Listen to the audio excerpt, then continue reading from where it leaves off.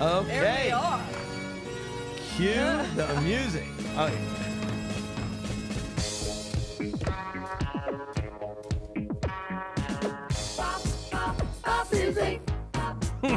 Oh my goodness, we're back at it, guys. Our theme song by my wife corrected me, the Fugel. Not that it's her second favorite indoor sport correcting me. It's by M, just the letter, not E-M, M. Oh, God, look at I was us wrong learning again. something. M. Well, here we are. Here we are. Another episode of Eat Talk Repeat. And guess who's here? Yeah.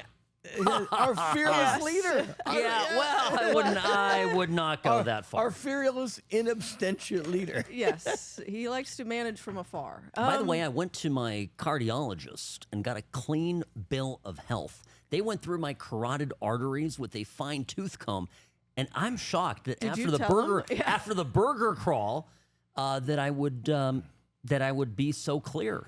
Yeah, well, that's... Is he setting you up for something? No. Maybe. Yeah. Let's introduce ourselves. We got a lot of new listeners, followers. So, John, why don't you? I am John Curtis, the contumacious connoisseur of Las Vegas. Find me at, Yes. eatinglv.com. I'm just going to get out of the way right now. I just dropped a new article, first time in 6 Finally. months, at eatinglv.com, what I call the list, where I'm eating and why. Okay. So that's at eatinglv.com. Find me. I've still got a few edits. It's kind of rough. I still got to edit. That's the cool thing about blogs. You can edit. But it's pretty much 36 restaurants that I've been to and I'm in love with right now that we've talked about on this podcast a lot. So that's there. And I'm also on Twitter at Eating Las Vegas. And I'm on Instagram at John Curtis. There you go. There you go. Well, I am Sam Murjovsky, the less good-looking half of the Sam and Ash duo, and I'm also known as the Crudo King of Las Vegas. I hope you've been Yes. upholding your end of that deal. I've been doing a bit of Crudo, yes. Yeah, there's Crudo's everywhere, by the way. It is. It's it's almost you- too Crudos, much. Ubiquitous. tartars, Crudos, tartars, Yeah, and I'm also tired of tartare. and I I am never tired of Crudo, and I'm never tired of tartare. Well, there you go. Okay.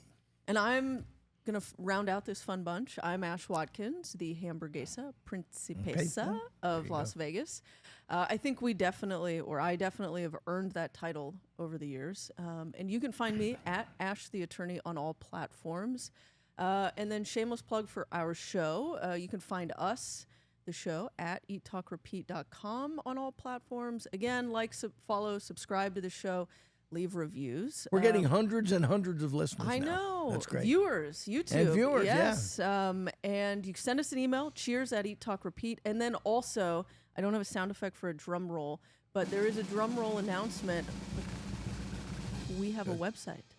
Oh, Lakin did it, didn't Yes, she? Yes. Lakin All right. Applause. A long time in the making and a lot of discussions about it, but Lakin finally launched our eattalkrepeat.com, right? That's the yes. So you can find us there.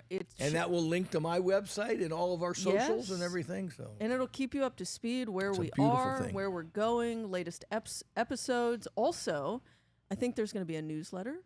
I think there will be merch at some point. oh my gosh. You know, we've got a nano influencer in our midst, so we've got to finally brand you, John. Am I micro or nano? I thought you were. What do we remember? Is it nano? Micro. It's small. It's And that's what she the said. food gal is in the building and she's not going to comment because I paid her off not to. Yes, and then last but not least, look, we're on YouTube, we're on Spotify, Apple Podcasts, wherever you listen to things. Share us with friends, family. You know, if they can put up with you and you can put up with us, I'm sure they can put up with you and us. So, And throw down, yes, find a podcast anywhere in the world, or specifically Las Vegas, that covers more of the Las Vegas restaurant scene than we do, and let me know about it because I don't think we you will. actually cover it. And also, for the most part, not everything we do is a PR event or a comped meal where they're reaching out to get us there. We go, we drive ourselves, we pay our meals. We're doing this the old-fashioned way. Right. So I think that we're like official, real influencers. We're not bought and paid for. Well, I had a little back and forth with somebody on social media this week about that because I think influencers, by definition, are marketers / advertisers. Yes. You know what I mean? And because he said, why haven't you become an influencer, John? You kind of are. Why don't you just cash in? I said, yeah, because I'm in the opinion game, not in the marketing game. And we like your opinions. And 99% of influencers are in it to promote the rest. They're promoting a product, part of which is themselves. And I mean, yeah, we promote ourselves. We're promoting Sam and Ash, Injury Lawyers at Law. But in terms of restaurants, nobody's paying us for our opinions here. And it's actually thanks to Sam and Ash that we have day jobs that We can do this. We can do this, and we don't need the money. Yeah, and thanks to the pension from the city of Las Vegas, I'm free to do this. So thank you, Mayor and City Council. Yes, so I think we're doing real influencing here, and so share us with other people in your lives. Today's episode is packed. We've got a lot of news to go over, a lot of restaurants. I'm going to do the restaurant rundown of where we'll talk about because we've been there lately. Pisces. We have a restaurant of the week. John has added this to our segment, so we've got one of those this week. But we're going to save that to the end of the show. We're not telling you now, so stay tuned. Yeah. Humo Barbecue, Cafe Brege. I will give a hint. The restaurant of the week is not Batista's. I was going to be so disappointed at your hand. I thought you were going to give it away. And I was like, this guy. We just talked about this before we started recording. He's going to blow it. Crush Pad Wine Bar, Special Noodle, Wild Fig Barbecue, Cipriani, Nico's, Golden Steer, Echo Taste Sound, Pepper Club, and 1228 Main. That's a lot of spots. And I was out of town for a week. You were sick. Yeah, I was sick. And, Sam was in. I was in Prague and elsewhere. Yeah. I came back with a vengeance over the past 5-6 days. But yeah, you can hear there's still, after 6 weeks of this, it's still there. Woo. Any of you I've shared this virus, you have my sympathies. It's a dengue fever. I don't know. It's some. He's done. Some people ask me, what is it? Is it RSV? Is it Noro? Is it Cote? I said, who cares what it is? It sucks. Who cares what name they put it? They can't cure it. The doctors just go, bed rest, chicken soup. It'll get better over time, and that's all you can do. Quick sidebar. What's your go-to sick meal? Ooh. Well, first of all, you drive my wife crazy. That's the number one. That's the one appetite that that I She's have. She's a saint. Yeah, the food gal is a saint. I'm not I do like hot pasta and cold ice cream. You do ice cream with the.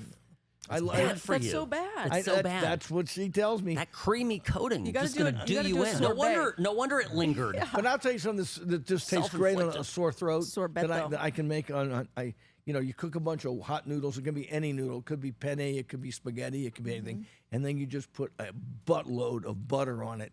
And then while it's hot, melted, and then just like a cup of black pepper. And it's great. No parm? Sometimes parm. Okay. Sometimes you start with just the pepper and then add the parm later. But that to me is the most soothing thing when you've got a throat that feels like it's got razor blades in it. All right. Nice. Okay. Well, are we ready for food news? Let's go.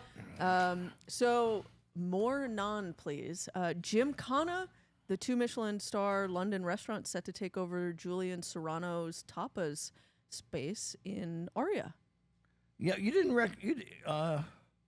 okay. What didn't I do? Well, you missed one. What did I miss? Do you want to go through the restaurant rundown and name all the restaurants and then tell the No. We're teasing this the one restaurant of the week is teasing. Okay. Yeah, they gotta listen. I'm okay. not. Well, so you Oh, we talked about Tamba last week, didn't we? We did. That was our first restaurant of the week. Okay, I'm wondering why Tamba's not on here. We did a whole thing. I've got Tamba on the brain because it's the first restaurant I name on my website. Yes. EatingLV.com, in case you forgot. Shameless plug alert. Okay, let's go. Are you done screwing up our podcast? Okay, thank you. Keep going. So GYMKHANA, the 2 Michelin star London restaurant set to take over the Julian Serrano's tapas place. Have you heard of this spot? Yeah. We went to sister restaurant BB in London like a year ago. Absolutely fabulous stuff. Okay. I mean, just BB is a little smaller. GYMKHANA is big. BB's kind of a smaller offshoot of GYMKHANA, but knock your socks off modern Indian food. I think Indian food is having a moment now, coming back with a vengeance. And dressed up Indian food, not your all-you-can-eat buffet stuff, is coming into its own, like it's been in like London and New York for a long time. So God bless GYMKHANA. That should be fun to watch. Okay, so it's opening this fall, and Eater, RIP, we'll talk about them later, but says it's the first upscale Indian restaurant to open on the Strip. Is that true? Well, Tamba was there down at the Hawaiian Village for a long time. There was one in the Rio for a long time, and I can't remember its That's name. off. Is that technically off Yeah, strip? it's technically off strip. So I'll go with this being the first, first dress up major league Indian. I'll give him that one. Yeah. Okay. Well, I'm excited for it. Spiegelworld, also one of your favorites, John. Look, I love them. So Diner Ross. Which I think it won Eater Vegas's like Restaurant of the Year award. I think it was them. Of course. They have now rebranded For tater tots. Yeah, of course. Because what we need more is tater tots and cheeseburgers.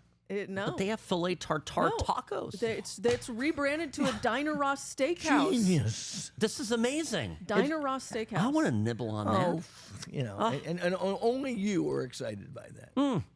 Well, I don't know. There's some good stuff on here. Yeah, filet tartare tacos sound fabulous. Short rib and brisket blend in the I know. burger. So their burger, Oh. they have a burger which I found very good. And So the diner thing wasn't cutting it. well, it's still Diner Ross, but they're Steakhouse. adding steakhouse to So it. they're taking out the club sandwiches and putting in the steaks? Kind of. They're upscaling it. Just what Vegas needs, another expensive steakhouse. Did you read that? That's a note. Yeah. I said, cue John. Yeah, okay.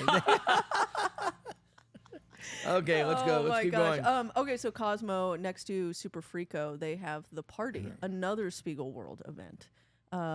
It's a dinner show. Do you have a three-course pillow meal. here I can just rest on? And Why get don't done you with it? like the Spiegelworld Because it's set? just so dumbass. It's for all you people that need immersive experiences. What was that? I didn't hear it. Immersive experiences. I like to be immersed. You got to be immersed. Well, what's wrong with being immersed? It's people with the attention. It's for people with the attention span of a housefly. Oh my gosh, Okay. you are It's such a not crank. true. It's some of their stuff are shows. It's kind of like up close circus. Some of their shows are interactive. A I think three-course meal. This one is a like a dinner show. It's a Okay. One of them has even you're sexy losing- women in it. yeah. Oh, there's always sexy Look, women. in it. look. The reason I bring this up is I think, as a local here in Vegas, Spiegelworld puts on some of the best shows and have decent food, decent wine lists. And if you've got people, you got to entertain. But don't take John. Don't take John. I don't 'cause believe he's it. just going to sit there. I don't believe in mixing my pleasures. I don't want have restaurants to. that serve food. You don't fucking have to. And Spiegelworld shows that entertain me. I don't need any eating while a pair of tits is in my face. You never had wings at a strip club? It's all my food groups. Okay. Okay, that aside, check it out. I will get there eventually. Include me out. Don't worry, we will. I'm still taking you to the. So we're not going to the medieval times with John. I What did is it, that the with my Knights of the kids. Round I did it. Table? I did it Yes. 30 years ago. Yes, I did. Yeah. Was he as grumpy then about eating and dinner shows? No. Alex like, Alex Alex is like, before my time. Yeah. We're 25 years on, not 30. Okay. Yeah. You're off Know the your hook. place. Yes. Jose Andres has set its opening date. Yes. September 4th. September 4th. I knew this. Wow, look at you. Yeah. I'm very excited about this. So it's going in on the lower floor of the Palazzo where Del Toro Used to be, Ristorante yeah. was. Been vacant forever. Okay, I've got a question for you guys. Do you think the Venetian's going to get the meat sweats after all of these Yeah. additions? I know I'm kind going to of- get the meat sweats God, at the okay, Venetian. So they've got Delmonico, they've got Cote, they've got Smith and Wollensky. They're getting Cote from New York. They're also getting Boa from California. Well, Boa used to be at the Caesar's farm shops. Yeah. But so now it's coming into Venetian, and then they're getting this Jose Andres with Bazaar Meat. Are we over meated? No, No? because you're not supposed to eat it all six at the same night. You know, I know, but like I mean, what they want is to capture people and keep them on property, I guess and bring people in. And the steak concept, and I know this from people visiting from out of town, the steak concept is the one that is the most pleasing to to the most number of people. And most people will agree on going out to a steak restaurant because there's something for everybody. There's fish, there's veggies, Yeah, there's steak. they won't agree on China or even Italy or France. Yeah. Exactly. And your sort of your basic eaters will go, okay, I'll have steak and fries, whatever, or burger. So they're just going to capture a ton of people. I think it's a brilliant business move. Well, I wrote like 1999, I think. Every restaurant in Las Vegas would be a steakhouse if it could be, and it's still true. Or Italian, right? Well, but steakhouse, No? steak sells. I mean, we have disproportionately disproportionate number of steakhouses for the restaurants we have on the Strip. Everybody wants to have one because meat is what sells here. Meat and Cali cabs, and you could ask any waiter on the Strip anywhere. Ask Vincenzo. These big conventions come in. All the guys, the beefy guys, all they want is a steak, and when they've got money, big Wine, overpriced California cabs. Okay, these new restaurants, I mean, I guess we'll just say Cote, Boa, and I'll add Bizarre Meat. Which is most interesting to you? Well, look, I mean, Smith & Wollensky is... I didn't add that one. I said the but new it's pretty ones. basic, and so is Boa. Boa's there. These are chains that have multiple ones. So Cote is the one that's going to get the most foodie excitement behind I'm it. excited. Bizarre Meat's going to have a lot of muscle behind it, and Jose Andres is going to push and do the big PR push.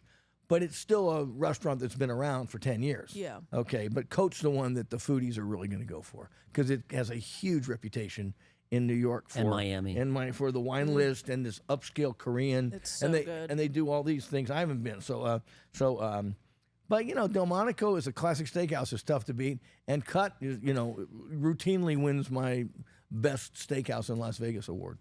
I love Delmonico at lunch. There is nothing better than a steakhouse, white linen, all of that. Right. There's. And the guys, they'll bring the cart over if they're getting wine, and you can have a lobster roll and a great cheeseburger. Yep. The winner of the best cheeseburger in town, best steakhouse burger. So yeah, Delmonico is great. It's great. Cote is eye-wateringly expensive, but what Matthew Hurley does there with the non-steak stuff is the reason I go there. Like what? Oh, he changes all of his appetizers. He changes seasonally. He maybe keeps 2 or 3, but he does all kinds of things with fish, with Asian accents. Every time I see the menu, it's like everything new. I mean, he has all of his basic cuts. He added a burger, by the way. They've always had mini burgers. And that's we nixed them, and then they put a burger on the menu. See, they heard us. I know. Yeah, they were trying to get in on it. So that would be macro influencing. We went from the sliders to the... No, we went from nano to micro. We're moving up. nano to micro, so we're going very slowly. Baby steps over here. Okay, September 4th, Bizarre Meat's opening in Palazzo. You can start making reservations now.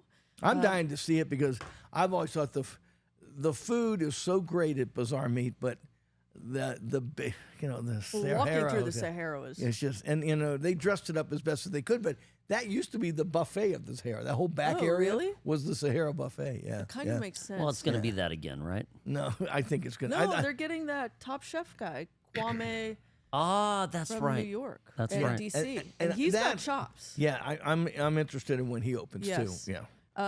He's kind of like the stubborn seed guy, that has not a name chef, not a TV chef, but the cognoscenti know this guy. They were both on Top Chef. Yeah.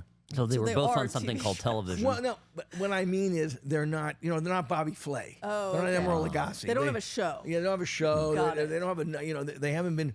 The fuck hasn't been promoted out of them on a network for 20 years. Okay. They're just good cooks with great restaurants. And in the meantime, you can head to Bazaar Mar and Crystals and get a lot of your favorites. So if you've got, if you're jonesing, if you're a pure addict, that's where you will go to get your fix. And I was supposed to get earlier this week a private tour of kind of a plywood tour of what they're doing at Bazaar Meat, but I just wasn't. My throat was just not up to it. So I'm going to do it early next week. Are you going to invite me?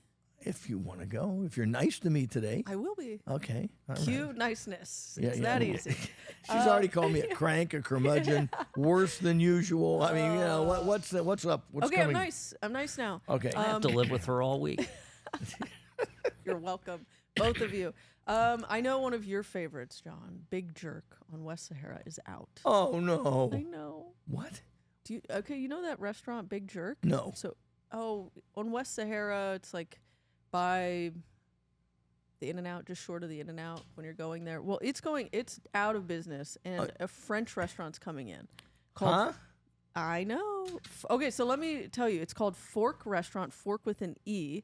It's going to take over that space. Plans to open mid-October. John's going to focus on the mid in that. Their plan is to do French-American, some classic French and some American. Also, this is on right near the In-N-Out on West Sahara. a little closer to the Strip, yes. It's like the okay. It's a parking lot, yes. Yeah, it's also, an awful location. they're going to have a speakeasy with a World War II resistance era in Europe vibe. Now, can we just say, doesn't this feel like a knockoff of Bar Bohème and Petite Bohème? Yeah, I know, a speakeasy. I mean, it's just give me the shot. Resistance era vibe. Certified. People in there talking in code, This is just smoking cigarettes with wispy mustaches. and twirling them. Yes, twirling them, and there at the gonna be same time, mimes? looking around the room leerily. Yeah. Are the Germans here? Okay. Like, You want to hear the most racism alert? You want to hear? Racism alert. You want to hear the most Mute him. racist anti-French joke ever? Yeah. Okay. Yes. Now I tell this to all my French buddies, and they laugh. So So anyway, you know how a Frenchman's been in your backyard? You know how a Frenchman has been in your backyard? All your garbage has been eaten, and your dog is pregnant.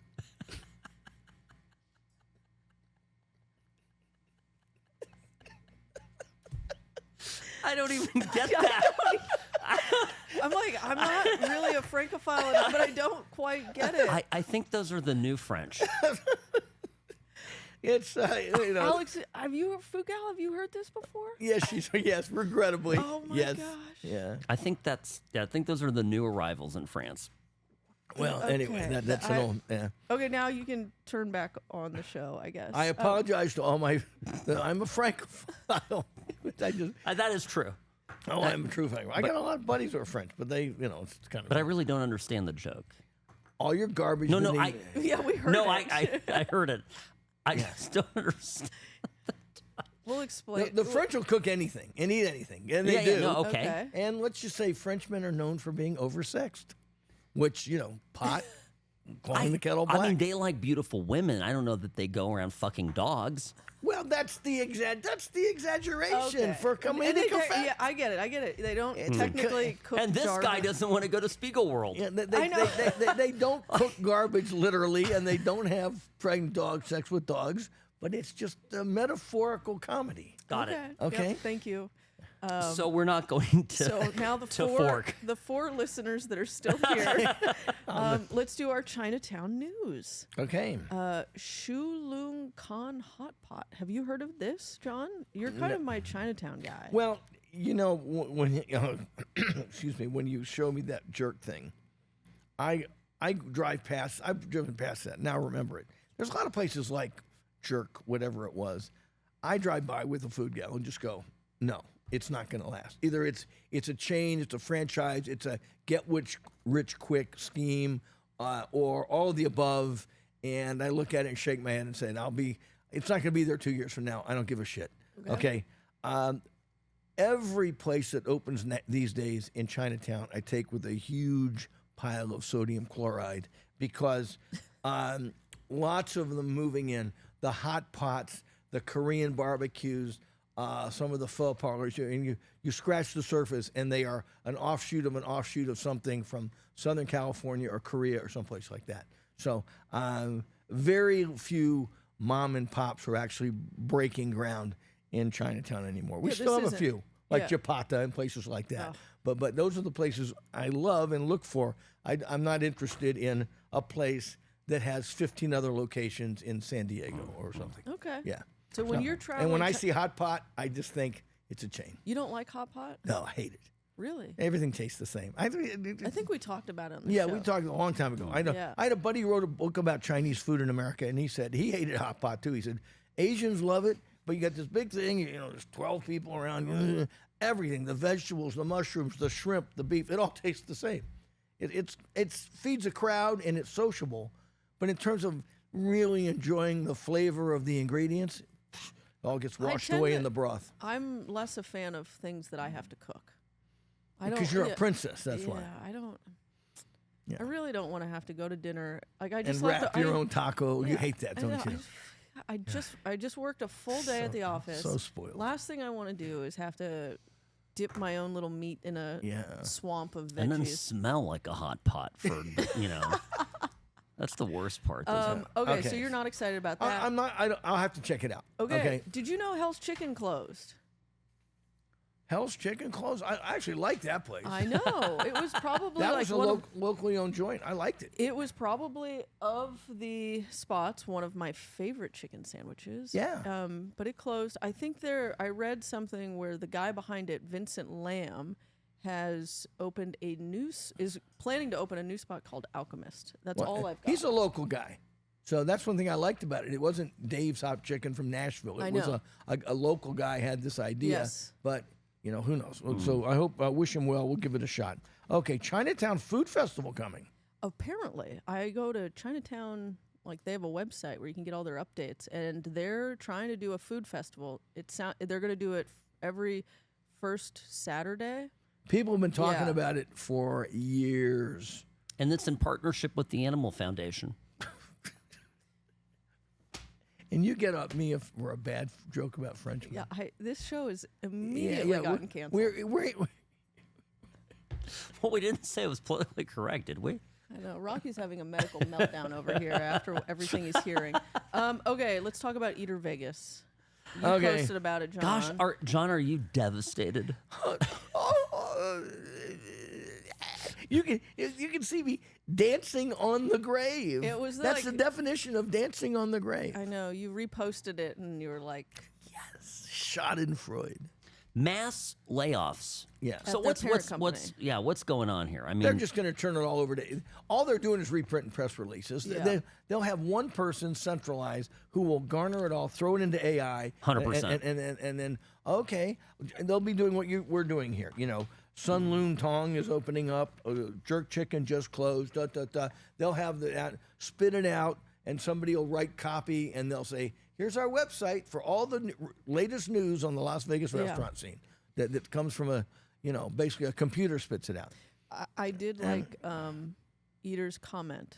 Eater is committed to operating all current Eater sites and continuing its best-in-class restaurant recommendations, local dining news, national taste menu. Bullshit. How did you get me to tell that French joke? The fork. It wasn't hard to do. You know what's inspired it when I saw the fork with an E. Okay, that's what it is. Fork with an E. Okay, good. You're triggered in the most unique ways. Yes. It was that lowercase e that did me in. Okay. And Sam shared this bit of news. 11 Madison Park is now eating crow. Yeah. And pork and beef and chicken. What do you think is by the way, this is a very famous restaurant that has periodically been considered one of the best, if not the best restaurants in America. And a few years back, the chef, Daniel Hume, went to an all-plant-based menu. For like $5.50 a person. Right. Yeah. And what do you now there's been a U-turn, and now there's going to be meat on the menu again. What does my wife always say? The answer is money. What's the question? That's a good line. That's what I said. Honestly, they were just chopping off a giant portion of their potential clients or customers. And they got blowback too from their people would go, influencers and that ilk would go there and go, yeah, look at these cool little plates of vegetables I ate, and then I have to go out and eat something. And they would go and have to have a burger afterwards. Yeah. Or something. So it was all a very faddish thing to do, and very much in keeping with like the 2021, 2022 vibe of healthy eating. Liberal Democrats taking over. Well, I do. That's exactly what happened. And my theory on it is veggie munching Democrats. Well, I was talking about this with Ashley. My theory is that he was dating Lorraine Powell Jobs, Steve Jobs' widow, Oh, that's right. Daniel Hume yeah, was. Yeah. And she's a crazy leftist, plant-eating weirdo freak. And so she, Wow. but she also had a lot of money, so she invested in the restaurant. That's around the time when, if you'll remember, Will Guidara, who was He split off. Yeah, he split off. Yeah. And so then I presume Lorene gave Hume the financial backing to buy Will out. Will leaves and does his thing. And now he's got a new wife. And as Ashley put it, she probably eats meat. Yeah, that's probably true. I mean, it's probably that simple. Yeah, exactly. And So it's maybe not always money. Sometimes it's the women. especially the lefty plant munching women, right? Those lefties. Oh, the worst. Yeah, we got to put one thing we don't if you're do going to be here- a leftist, you can be a carnivore, please. Yeah, exactly. You can exactly. sit down and have a steak Yeah, exactly. So, and not talk politics. I always thought it was such a trendy thing for him to get into, and it just tracked really well with the politics. I don't want to get too political here, but it did track very well with the food politics of that 2 or 3 year era time, and a lot of us in the food world were rolling our eyes like, yeah, it's one thing to have a vegetarian restaurant. It's another to charge people $1,000 to watch you compose carrots and celery in different ways on the plate. That's what I said. I was like, Yeah. there's only so many different ways you can blanch an asparagus spear. And Well, but we have kohlrabi. And here's a star fruit. Ooh, I mean, like, yeah. So, it was bullshit. So I'm glad it's over. Okay.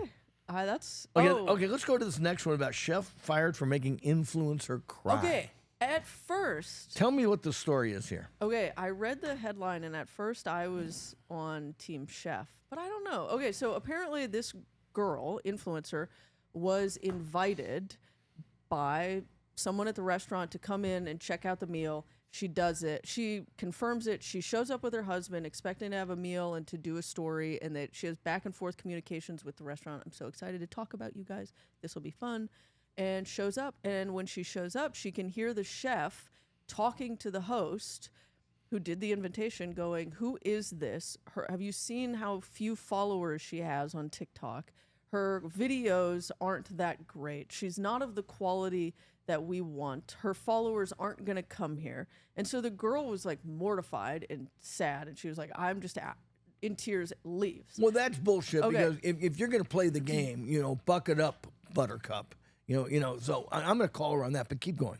So apparently she posted this story, didn't mention the restaurant in it, but I guess there must have been some footage of the chef talking to the host in the reel. So yeah, she didn't call out the restaurant. No. She just said she And was.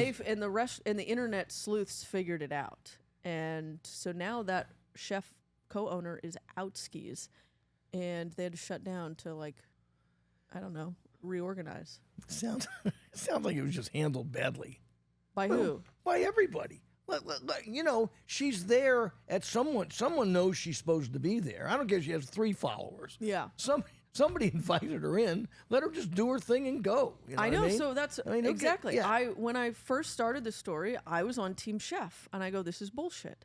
And then after listening to the story, I go, "I think I'm Team Influencer on this." Yeah, I mean, somebody said, "Come on in," who thought she might, and the whole influencing game is crap. I mean, some of these people have 400,000 followers, and it's 398,000 people who just go, just sitting on their couch going like, and that's all they do. They don't go anywhere, So you want to capture the right people. I don't know anything about this thing. So he lost his job over it. And apparently he was a co-owner. And He so must have been an asshole about it. He must have been a real asshole. Yeah, no, it sounds like he was. Yeah. Okay. But you know what?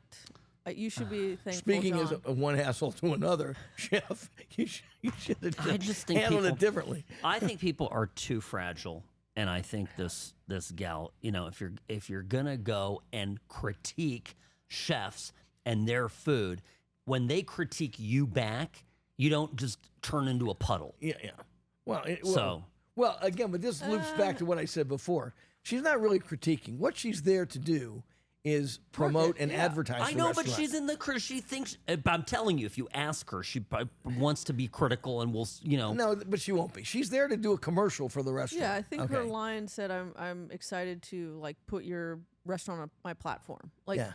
she's not going to No, criticize. I agree with you. I agree with Sam. I just say that these people are everybody's delusional about it. Okay, I want to have somebody in, and they're going to get all my customers.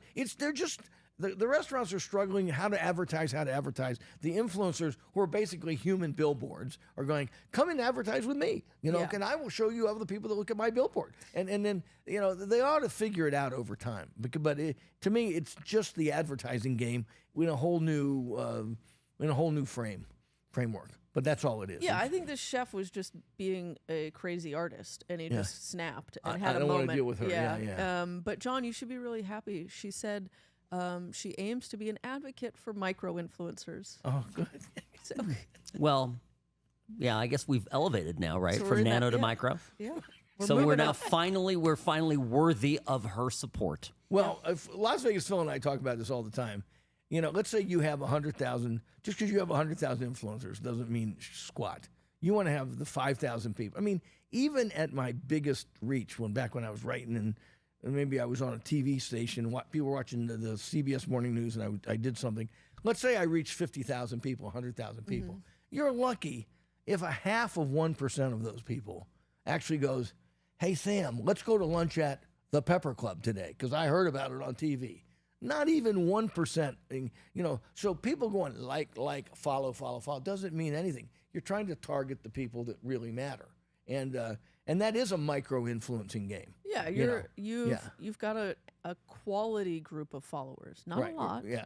Well, I'm not defending myself. I'm just saying that it's you thinking about just it as a numbers game. Well, they got 1 million people following. That doesn't mean anything.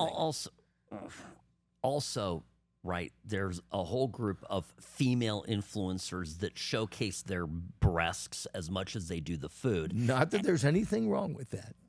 But it does nothing for the restaurant. Oh, yeah. People are liking that, not for the food. Oh, yeah. Where there's that Raina is crazy. Have you seen her? She's obnoxious I'm as eating hell. a drippy look thing at like, me. oh, Look at these memories oh my gosh. flopping back and forth that I'm eating. It's like, okay, are you there to promote your tits or the restaurant? Okay. Both. Well, yeah. But people watch it, like Sam says. Yes. Because they're like, look at those jugs. Okay. That's the whole point. Certainly not me or John. Yeah, I of course am too sophisticated to think that way.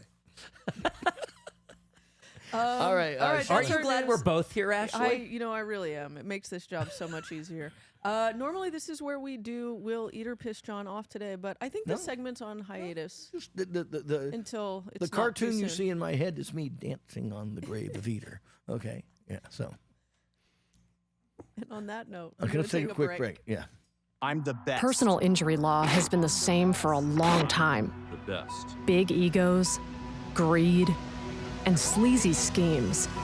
We've had enough. Welcome to Sam and Ash, the new standard for personal injury law, where things are done the right way, because you deserve a team that delivers real support and results. When you have both, your whole world can change. Sam and Ash Injury Law, because you deserve what's right. All right, we're back. We are. I wish I had a little French flag to be waving right now, so everybody forgives me. I was just gonna say, what country are we gonna offend this part of the If it show? makes you any sense, I think it was an Englishman. You know who told me that joke? I just remembered. Robin Leach. An love him. old curmudgeonly Brit, and he would be the one telling a joke. What is like it? that. Champagne wishes and Caviar dreams. Yeah, good old Robin. May he rest in peace. Okay, let's go. Okay, so now we're gonna go recent ventures. John, the floor is yours. I'll And go don't do your restaurant of the week. Don't do that one yet. Save that one. Yep. We'll go small to large. Humo Barbecue out on Sunset and Sunset and what? Pecos? Sunset and Pecos. One of these dumbass influencers went there and was, I don't know if she was promoting it or what. She goes, Las Vegas is known for having some of the best restaurant in the world, best barbecue I in the remember world. seeing that. And no, Las Vegas is not known for having some of the best barbecue in the world. None of our barbecue isn't even mid.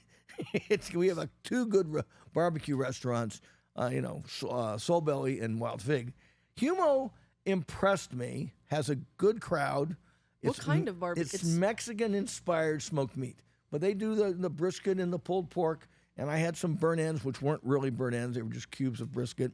The food guy had one of those messy salads, which is like elote corn and mac and cheese, cilantro, and cilantro, and the cream and meat. I mean, she was like she gave up after 3 bites. It looks pretty good. But I would say Humo was good enough for me to go back to. So I'm looking forward to a rematch there. Are you excited about Big B's? They just opened. Well, I like their product. They do pretty good. I don't think they're in the same league as the other guys in town, but I'll try them out because I love. She doesn't. Natalie's a nice gal. Went to Cafe Brège. Incroyable French breakfast and pastries. Did you tell any jokes when you were there? Yeah.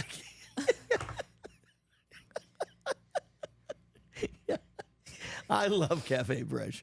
I mean, the best baguette in town, the best pastries in town. You said their cappuccino. Oh, the cappuccino blew the top of my head off. It was so French good. made a good cappuccino? Yeah. Oh, they did. I mean, with the right foam, it was just exquisite. Anyway, okay, so love Cafe Brège. Crush Pad Wine Bar. Tried to get there for 6 months. Where is Binda. that? It's the old EAT, the old Partage. Oh.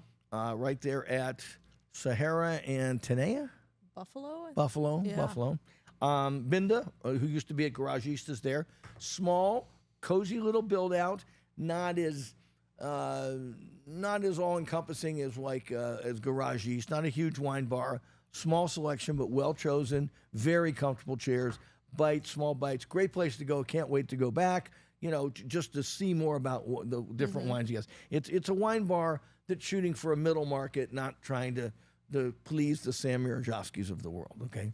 With their highfalutin ways. Would you put this in the same category as Wino? Like, how are we ranking? Let's rank our little wine bars right now. Wino is much better build out, much more elaborate food. Okay. Small plates, but a lot of it. This is real basic kind of food, just of cheeses and crackers and things like that. So it's more like a neighborhood bar that has stuff to nibble on. And wines in kind of that, $20 to $100 range, not going super high end like Garage East can get and things like that. But it's not as dressed up as a wino is. I love wino. Okay, Special Noodle, found that out on the Decatur off Spring Mountain Road. Really good Chinese food, really good xiaolongbao. We'll go back for that. The xiaolongbao was good. And we went with Pearl and Ray, our friends, and got a lot of stuff. The spicy chicken. You just these crispy, spicy chickens with boneless, which thank you, because us gringos like boneless chicken. And it looked kind of innocent. Is it hot or is it the cold chicken? It's warm. Okay. It looks like just chicken nuggets almost, and with a bunch of red peppers on top. But usually you can brush the peppers aside, and it's kind of mild. Woo! This one came, and we're all looking, and these are a couple Koreans. They know spicy. Yeah. And we're all looking at each other like, man, this is spicy. But I like Special Noodle. Okay. We'll go back. I think it is a chain. Wild Fig, we hit them up. Got a giant meat platter. Loved everything except the sausage. Sorry, Wild Fig, your sausage is mid or sus. The sausage was hard to eat. The casing was hard to bite through, and the stuff inside. I mean, it was just. And I love Wild. That cornbread is today. I think. Now, this sounds pretty crazy, so average, but no one talks about coleslaw. But the coleslaw at Wild Fig is tremendous, okay? And the brisket, I think, and the brisket and the ribs, I don't think, they're 1-2 with Soul Belly. So love Wild Fig. Cipriani, because I always go to Cipriani after 6 weeks absence. Again, classic Northern Italian food, great pastas. You know why we love it there. I think some of the best service in town. And we love Cipriani, and then Pisces, and then finally Pisces. Return to Pisces. Bring your wallet, but very good. What do you? Who's been there? I have. Yeah. I think they do it for kind of dressed up seafood. They're trying to do a lot of Greek stuff with sort of French influences. The food, the fish is incredible. I don't like the Greek stuff so much. Like their Greek salad isn't good, and the Greek vegetables are kind of tame, and they do this thing with a bunch of feta cheese, and I went, that's just cheap feta. If you're going to throw feta cheese on a salad, it ought to be, tangy, salty feta, and this stuff was like, you could just close your eyes and not even know it was there. But I got to remember, we got that lobster, that yes. spicy lobster with the half, and that was tremendous. That was spaghettini, basically. And the Dover sole, $120, not cheap, but really nice with a beurre blanc sauce. So there's really nice things at Pisces. But as far as the wine list goes, it's a grab your ankles when you read it wine list, and it should be served with a tube of KY. I mean, it's that win wine list. I mean, they ask or give no quarter. They are just they are there to fuck you, and you just better smile and take it like a man. You kind of have to go to all strip restaurants with that mentality. Not all of them. Mateo's isn't that way. I can find bargains on Delmonico's wine list. I can find bargains and lots of them on Guy Savoy's wine list. Okay. But win is just bend over and take it. I mean, it is that. I mean, and so is Fontainebleau for that matter. I mean, I'm in all these restaurants all the time. Fight me, folks, if you tell me. But there are places on the Strip which, their high end may be obscene, but they give you lots of choices underneath that if you want to go there. At the Wynn, page after page. Oh, there's one for $92. You know what I mean? After $130, $160, $170, $80. Yeah. Oh, there's an $88 wine. One on the whole page. It's just embarrassing. Well, when I go out to the strip restaurants, that's kind of like how I go. I just prepare myself. I think that's where I just lose. I just do by the glass. I just prepared to have a Frenchman in my backyard. I just bring my own I think KY. that's the expression. Yeah. Okay. All right. Beautiful. And then our restaurant of the week, which we'll get to in a minute. Yes. Sammy. I am on a steak kick. On You the didn't heels have of you didn't have enough already back in the well, spring? I was doing the burgers, so I'm going through the steakhouses, and besides my usual bavettes where I've been this past week, I also went to Nico's and the Golden Steer. And before I talk about that, I also was at Main Street Provisions, and I had a lovely chat with Kim. I'm going to say something here. I think Main Street Provisions has excellent steak, and actually, but it's a steak, just like two. No, they have a few different steaks, and Okay, I think all I think it's the best thing that they have on their menu. Yeah, I think the food gal thinks that too. Underrated. Their steak is very It's underrated as a steak restaurant. So I almost think it should Call itself a steakhouse? Since everybody's becoming a steak, I think it would do better as a steakhouse. Yeah. But that's just because it's her background. Kim was in that in the steakhouse world and very particular about how they make that steak. So it's very good. They've got a lot of steaks on here. And they're reasonably priced. Yes. Yeah. Filet mignon, New York strip, ribeye, porterhouse, tomahawk pork chop. Yes. The pork chop's unbelievable too. I had that at a previous visit. I will say this, of these 4 steakhouses, and the Bavette's a very special place in my heart, the best steak I think I had was at Main Street Provisions so far. And so Golden Steer was tremendous, was great. I went, but I had the prime rib, which was I love the out prime of this rib. world. Oh, it's so good. I think it's the best thing at It's Golden the Steer. best. Oh my It gosh, is, yeah. the prime rib was so good. And can we talk about their horseradish? It's Exactly. fucking murderous. It's the best. It's the best. Because it's the got best. real tang, real kick. real. Painful. And Painful. they'll give you the. Your eyes start watering when you eat it. Yeah. And that's the way it's supposed to be. It is. By the way, when you're sick, one of the things I like is horseradish because it feels good. Yes. Wife, It's a dry heat. God, It's a dry exactly. heat. It's a dry. No, so they will give you the fresh stuff, the nuclear stuff, and then they'll give you also the creamy stuff, and you can kind of mix it and But make their it. cream is still agreed. lethal. And Agreed. normally when you do this, I always say the cream is child's play. Like, kindergartners. I want the real stuff. And But it should be like I would do half and half anywhere else. Here, if you do half and half, you will die. You will die. But it's fun. So I had a great and they sent out. Thank you, Nick. Sent out the ossobuco, which was phenomenal. Loved it. and they've got these little balls, I think it's what do they have in it? Got a little picture of it here. They're croquettes? They're croquettes, but they've got oh my, a short rib in it. Yeah, they're Yeah, deep they're fried. going, Yeah. so they've been so going good. through the vintage menus and Yeah. pulling out some of the Like best hits? archives, that they think would be interesting. yeah, And I yeah. think that's one of those. You know, best I hits. have a 1965 menu on my wall in my menu wall in my house. I should take a picture and send You it. should. Yes. You Yeah, should. yeah, yeah. Send it to Nick and Amanda. Yeah, well, yeah, they were originally had a lot of Italian food on. Yeah. They had a whole list of the veal scallopini, the chicken scallopini, and the veal marsala, the whole pasta I think that's Italian the thing. Yeah. Signorelli Yeah. influence. No, this is even pre them. This is 20 years before the Signorellis. Yeah. Got it. It was as Italian as it was a steakhouse at the beginning. Yeah. Now, Nico's, it's just, I don't know. It's just, the place feels so cold. I don't Yeah. know. It's a big gargantuan room. Yeah.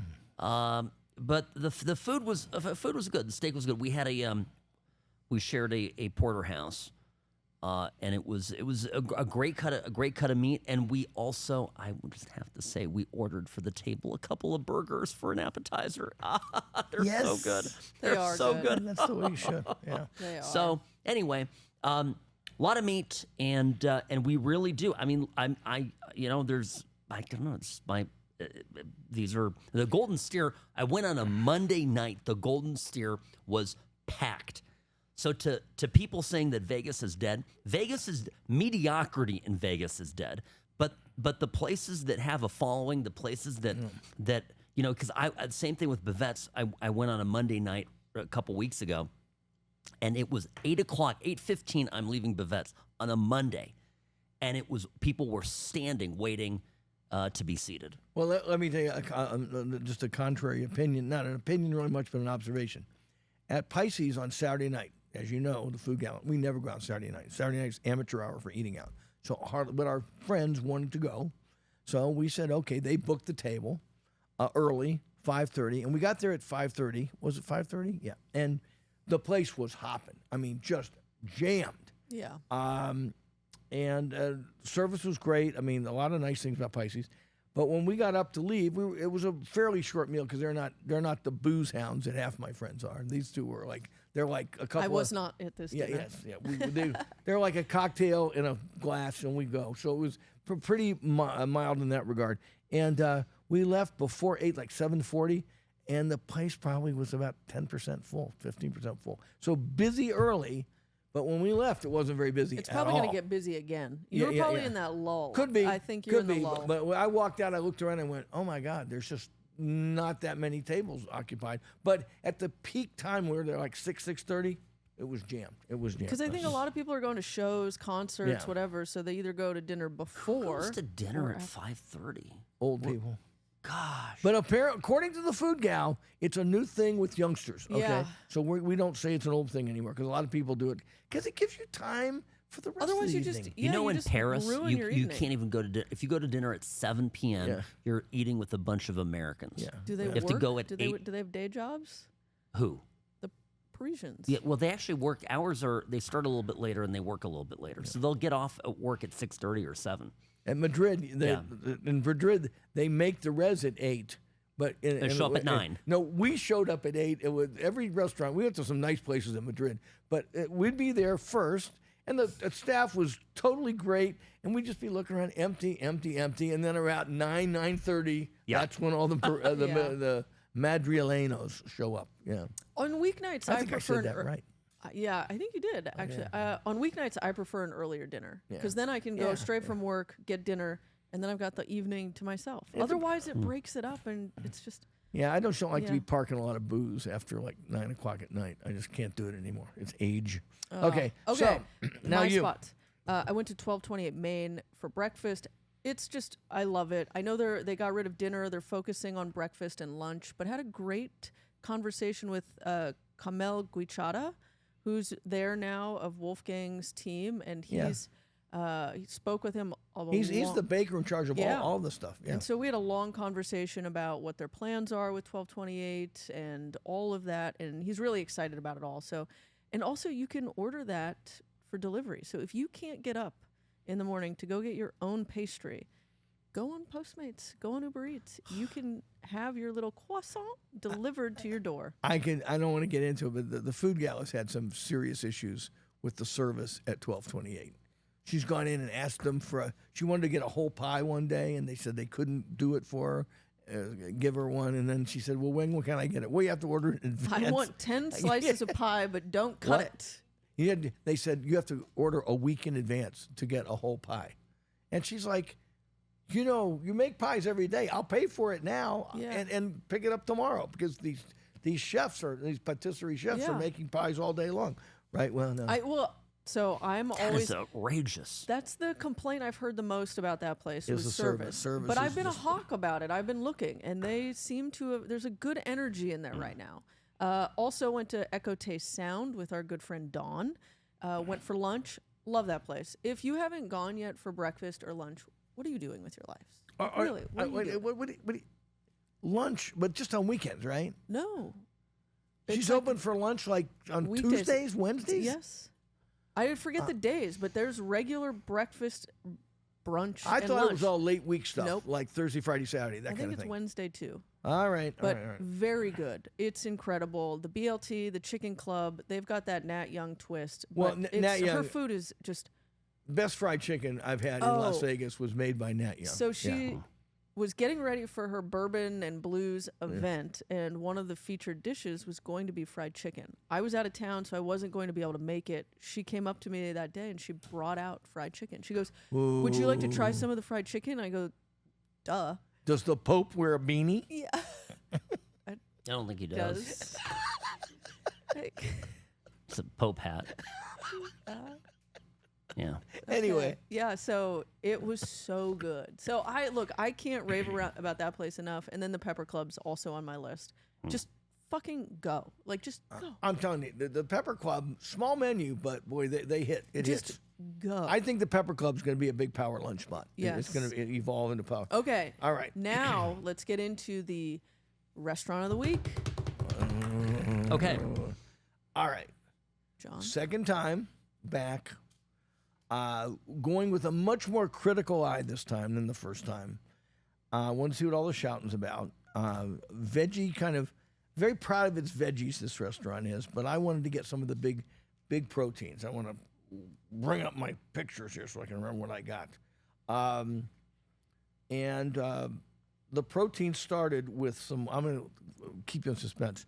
The protein started with like a pie of foie gras, a small little pie. Like look at this. Look at this little Some foie gras botulism. and gelée with black truffles, real black truffles. Wow. And that's those kind are of truffle. those are black truffles, and that's a foie gras mousse underneath. And it reminds you, and the gelée is kind of like a jelly, has a sweetness to it. So the waiter said, "This is going to remind you of a PB&J," and it did. The richest PB&J in the history of the world. Oh my goodness, that looks good. So they had us from there, and then I took my time with the menu again. Had already had the cheeseburger, spectacular. Again, I'm holding it thing, and then they went into the things like the roasted carrots. I loved those. Roasted carrots, just incredible Yes. roasted carrot. I mean, sort of the kind of vegetables that when you eat them, you go, now this is what vegetarian food ought to be. Yeah. And vegetarian cooks too often have fear of food, but a real chef can do it. And then we got the whole head of cauliflower. It was more like a half head. And it seemed to have everything in the garden on it. So it kind of looked a little junky, but when you dove into it with this kind of yogurt cream underneath, it just, you're going, oh, this is the way cauliflower is supposed to taste, right? So I'm eating all this stuff, and it's kind of complicated food. This is not easy to make food. I mean, they do croquettes, like ham and cheese croquettes. They do a cashew-y peppy croquette also with basically snowdrifts of Parmesan on top.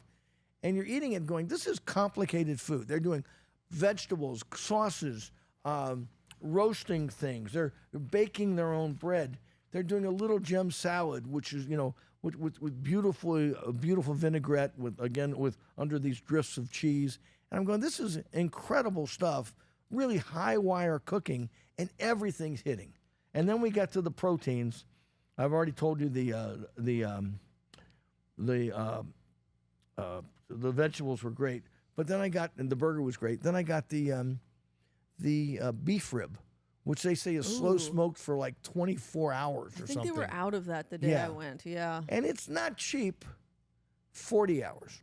Well, the food guy was telling me, or 48 hours. And I'm going, and it has like this caramelized, almost like a chocolate exterior to it, fork tender. And I mean, this stuff is just knocking my socks off, dish after dish after dish. And then finally, a Dover sole, which was not $120. I think it was $90. In a brown butter beurre blanc, which everybody went, holy shit! It's like the best. I mean, I love Barbo-M, but man, they could learn something from this brown butter sauce underneath this Dover sole. So you put it all together, an incredible, and they end the dish. They only have 3 desserts on the menu, and they all are fantastic. But they do a chocolate stuffed snickerdoodle. I had that. Which basically, I will start unbuttoning my blouse when you start giving me this. So restaurant of the week, Stubborn Seed at the Resorts World Hotel. Went with Mr. Hollywood and we loved it. We did a lot of the bites early on. We had the carrots, the chicken, the truffle chicken was didn't have that. Oh, it was really good. I tend to not order chicken all the time out, and I think it was because I had my heart set on the beef rib. When they said they had run out of that, I said, "Fine, I will pivot." And then we did the burger. That burger is just incredible. Yeah, the burger is and the hack of the lifetime is they do it for happy hour, like $19 if you go early enough. Free parking at Resorts World all summer, $19 I forgot to burger. mention Yeah, that. it's really good. So I'm a big fan of it. Can't wait to go back. When you said, I've been doing a 72-hour fast, and I was planning to try and go back so I could do another. Because you're getting so fat? Yeah. Yeah, I just noticed walking in. You were looking a little hefty there. I What do you? know. No, size No, I went- -4? No. No, I went to the East Coast and was eating like shit food. Real so food. I just needed to clean out. But Anyway, yeah, one so I more loved pick. I'm gonna. Yeah, wow. This was a lamb harissa, Ooh. lamb It's ravioli, amazing. Wow. like a ravioli. I mean, and usually these chefs, who don't do pastas all the time, the pasta's usually thick and gummy and not so artfully done. Dainty. This stuff was great. I mean, Yeah. so again, this is complicated cooking with lots of ingredients, mixing metaphors from Spain and Greece and Italy and France, and they're pulling it off at Stubborn Seed. Half price wine. Wednesdays, half price wine. We've been doing charades over here. No, that's the food gals across the way. I also think their wines by the glass are relatively and good. and Yes. reasonable. Yeah. And again, I looked at what was there with Greg, and he's a wino, and we're looking at it. Yeah, I mean, there's expensive bottles, but there's also a lot of stuff in the mid range for people. So I think the pricing it's not priced to kill you there. You're gonna feel like these are like $80 bucks for that short rib, and it's one bite and you're done. I mean, you gotta be a defensive lineman to eat the whole thing. I just thought everything is priced to sell. The service is great. The room is nice. I mean, it's really one of the most. It is the most unique restaurant on the Strip I've seen this year. Stubborn Seed. Jeremy Ford is the chef. He toggles back and forth between here and Miami. Haven't been to the one in Miami, but everybody tells me it's fantastic. So, and I think he started as sort of doing vegetarian stuff, but he's smart enough to know with Vegas you have to have the full panoply of proteins, to make it in Las Vegas. And I love it. They've got that open, giant panoramic window into the kitchen, so you can watch it all happen.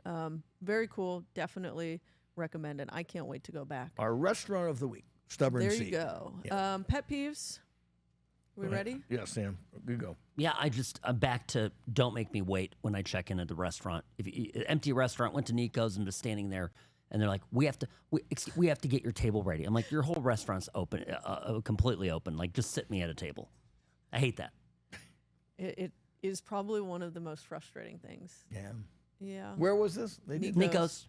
They did that when they we did were it with going- us. Yeah, they did it with Food us. Gal had an epic. It's like it's a 300-seat restaurant and like 14 seats are occupied. Well, I yeah. mean, what are you waiting for? Yeah, you guys, they were trying to force you to the bar, and the bar was full, and you're like, can we just have our table? Like, Yeah. Okay, you next. mine is disruptive children or babies in a restaurant. And it's not, You just don't like humanity. No, that's not it at all. I look, babies in a restaurant, children in a restaurant, fine, bring them, teach them how to behave in public. I'm all for that. But when they don't behave, it's not fair or reasonable for you to allow that child to disrupt and ruin the experience for everyone else in the restaurant. And you shouldn't put the onus on the restaurant to ask you to step outside. It should be as I understand you want to try and parent and teach life lessons and push through, but take the kid out of the restaurant, get them to figure it out, eliminate them from the situation. It's just, I think at some point it's arrogant and selfish for you to allow that to ruin the experience for everyone else in the restaurant. I think, as I recall, my kids are grown men now, but the best time to have kids in restaurants are when they're like 0 to like 8 months old, when they just sleep in their little thing and you can have fun. And then after the age of 6, when, they respond to, shut up, kid, we're here to eat, that kind of. And if they're not But in that responding- middle range, that 2 to 5 range, they can be little bastards, and difficult. You've got 3 kids. What do you say? I've trained them all to be good. But we're very strict with them. We took them to restaurants early on, and we smacked them when they misbehaved. Right. So now they're great at eating out. I know. I've seen the scars. Daniel showed me. But also my kids are very well behaved. Oh, in they're restaurants. great. Oh, they're great. I love it. My grandkids, especially my grandson. I mean, he reminds me of Daniel. You can put him but he was that way when he was 6 years old I know, too. but he would the sit there and demand just was go- there. The parents demanded that he be that way. Well, they're also smart enough to kind of, even at 6, they can read the room. Yep. Some kids can't. Some kids can't. That can and can't. But my pet peeve is really with people. And it could be like cell phones. If someone calls you at a restaurant, get up from the table and go take the call. Well, that's a different pet peeve now. No, it's the same one. It's the same one. Well, there's a pet peeve. We were at Sambalate the other day, one of my favorite coffee places in town, and there's a guy 2 tables over, and we're sitting outside with a nice crew, and he's taking a phone call, and he's on speakerphone. He's sitting by himself. It's like, what in the fuck, dude? I mean, why do we have to listen to you talking back and forth with this guy? You could just put it to your ear, and then we would only hear your response to things. Okay? I have another one. This guy Pet- left. it's I a know. I'm pet raining peeve pet peeves. Extravaganza. I was sitting on the patio of a restaurant, and a guy was walking on the sidewalk next to the patio, smoking a cigarette. Like literally right next to me, smoking a cigarette. And I go, "Move, move. I'm trying to enjoy my meal. Move." Okay. Well, I was going to go one of my real fulminations about septum rings. Oh, You this, know? yeah. Oh my God. But I'm not going to get that mad today. I'll save women who look like cattle being led around. Or guys. Guys, I don't get it, but somebody will explain. I've had it explained to me and said, "Oh, so you want to look like a bovine breed mare, who basically just wants to get led around by the nose." Oh no, it's really cool. Okay, well, enough of that. That's not my pet peeve of the week. I'll go back there later. My pet peeve of the week is this thing I get on Facebook all the time with all the old boomers on Facebook. When I will post, I saw when they go, "Well, it would be really nice if you would post descriptions of all of the dishes you're showing us. I'd really like to see descriptions under the photos, John." It's like, and I'm like thinking, it drives me nuts because you guys know, we've been friends for years now. You know how much work goes into what I do, right?